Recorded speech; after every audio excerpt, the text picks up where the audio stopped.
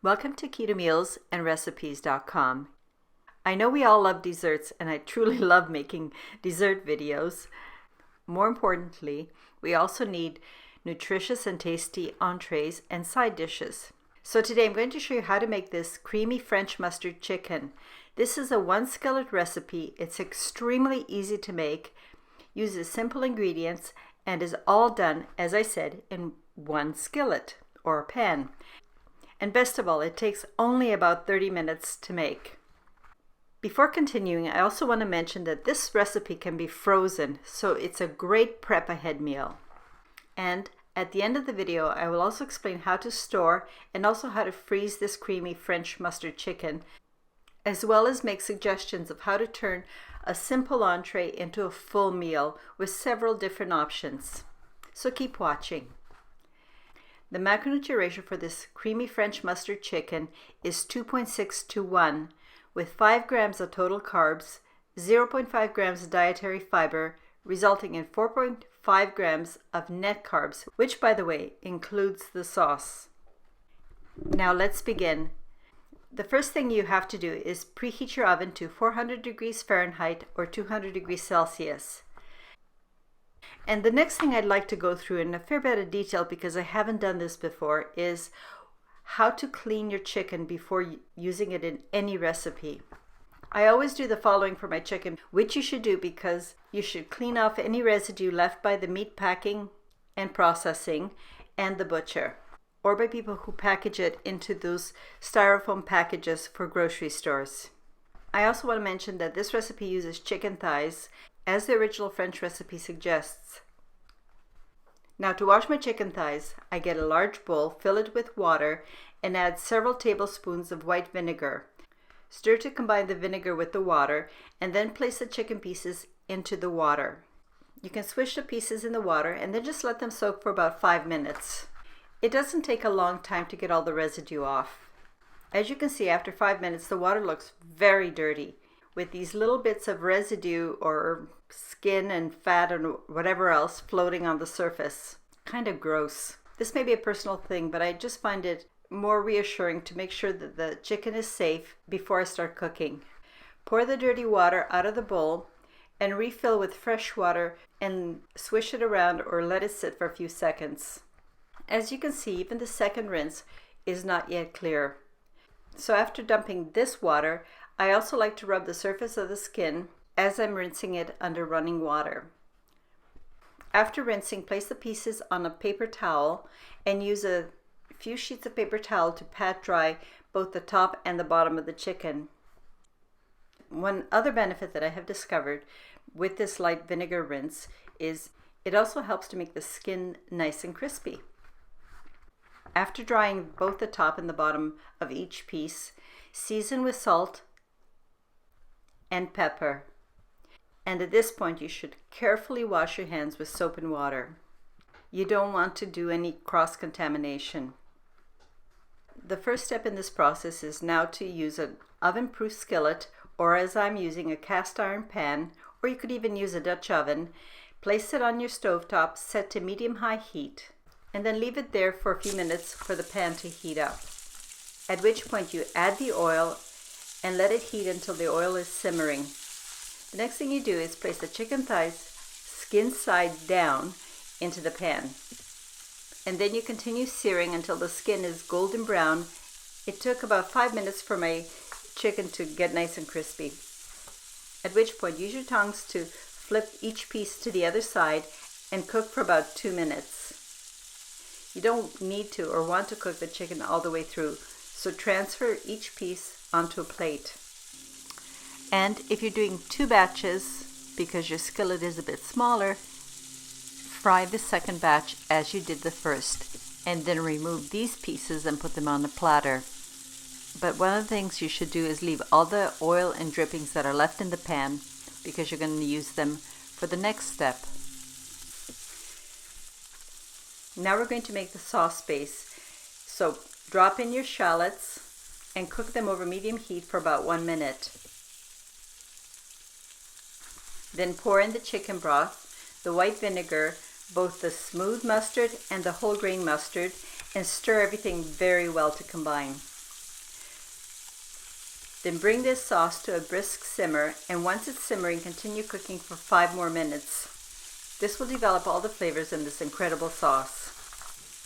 At this point, you may be wondering, why is she using both the whole grain and the smooth Dijon mustard in this dish? Well, the whole grain mustard helps flavor the chicken while everything is cooking, whereas the creamy Dijon mustard acts as a thickener and emulsifier in this sauce. And it also adds a bit of acidity to the flavor. This is one of the really great things about French and Mediterranean cooking in general. When you're cooking, all the complementary flavors develop in layers, and then you get this amazing burst in your mouth with every bite. Something you don't actually get when using one of the simplified recipes. So I hope that my lessons in cooking will help you to really appreciate the depth of flavor you can get with a good recipe. Okay, enough chitter chatter. At this point, return all the chicken thighs back into the skillet, and if you find that there's any juice left on the plate, just pour it back into the skillet, because this will also add to the flavor. The skillet is quite hot, so use a tea towel or oven mitt to transfer the uncovered skillet to the center of your preheated oven. Then set your timer for 20 to 25 minutes.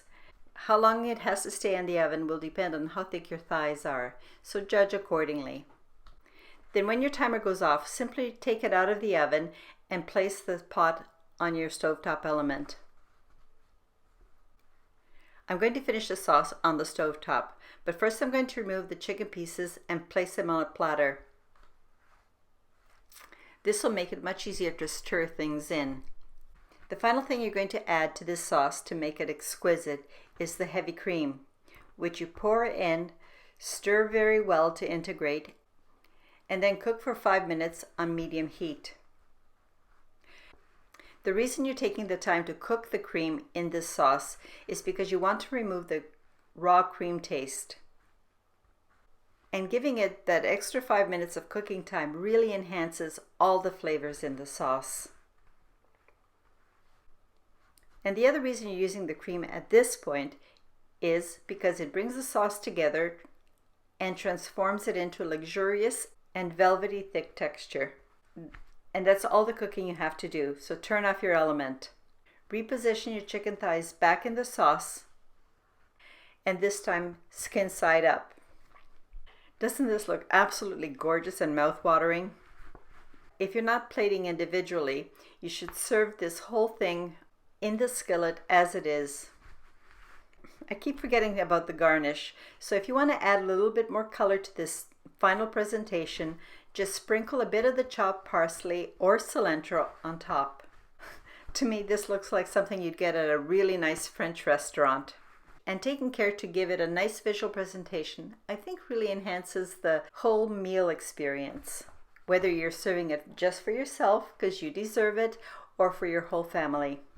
And that's all there is to making this tasty French entree.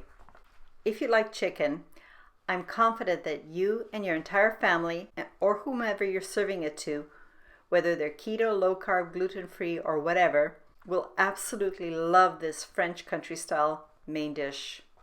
Now, what would you combine this to make it into a full meal? One of my personal favorites is to just add 1 or 2 slices of my keto walnut bread. For this particular recipe, I actually prefer the egg-free and dairy-free version because it's a little bit heartier and thicker. I really love dipping the bread in the sauce, having it soak up every bit. But the sandwich version of this walnut bread is also good, except that it's a little bit more moist and not as hearty. And to me, that's a whole meal. But if you don't want to do that, a very easy side dish, of course, is a nice salad. You can serve the salad of your choice, but if you want to complement the flavors, I would highly suggest the avocado spinach strawberry salad with the balsamic vinaigrette. This salad perfectly complements the creamy French mustard chicken and is in keeping with that Mediterranean sort of feel. Or you could also serve it with celeriac puree. I also serve it with my creamy seasoned cauliflower mash, which I have not made a video for, so do let me know if you would like to see that as a video. And the last side dish I would suggest for you is my roasted butternut squash salad. This butternut squash salad is actually one of my husband's favorite side dishes. I hope you like these suggestions, but do let me know what you would serve with this French mustard chicken recipe. I always look forward to your inspirational suggestions.